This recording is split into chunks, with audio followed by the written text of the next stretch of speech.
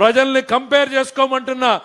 ఏ ఒక్కటైనా సరే రాయలసీమ గడ్డ మీద నుంచే నేను ఇవాళ జగన్మోహన్ రెడ్డిని అడుగుతున్నా, ఈ రాయలసీమకు నువ్వేం చేశావు? కడప ఫ్యాక్టరీ తెచ్చావా? హంద్రీనీవాని వెడల్పు చేసావా? మేం చెప్పగలుగుతున్నాం. కియా ఫ్యాక్టరీని తీసుకొచ్చాం. ఇవాళ హార్టికల్చర్ హబ్గా చేస్తున్నాం, డ్రిప్ ఇస్తున్నాం, స్ప్రింక్లర్ ఇస్తున్నాం. రాయలసీమలో ప్రతి ప్రాజెక్టుని కూడా పెట్టుబడులు పెట్టి ఖర్చు పెట్టి ప్రారంభించే రకంగా ఇవాళ చంద్రబాబు నాయుడు గారి పాలన జరుగుతా ఉంది. జగన్మోహన్ రెడ్డి గారిని ఇదే హంద్రీనీవా వేదిక మీద నుంచి అడుగుతున్నా, మీరు గాని మీ రాయలసీమలో ఉన్న నాయకులు గాని హంద్రీనీవా మీద కాలువ గట్టు మీద చర్చకు సిద్ధమా అని నేను అడుగుతా ఉన్నా.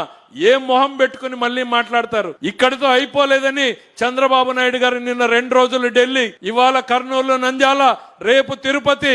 ఎందుకు ఈ తపన, ఈ ఆరాటం? ప్రజల జీవితాల్లో ఏదో మార్పు చేయాలి, ఏదో వాళ్ళని అభివృద్ధి వైపు తీసుకెళ్లాలి అని.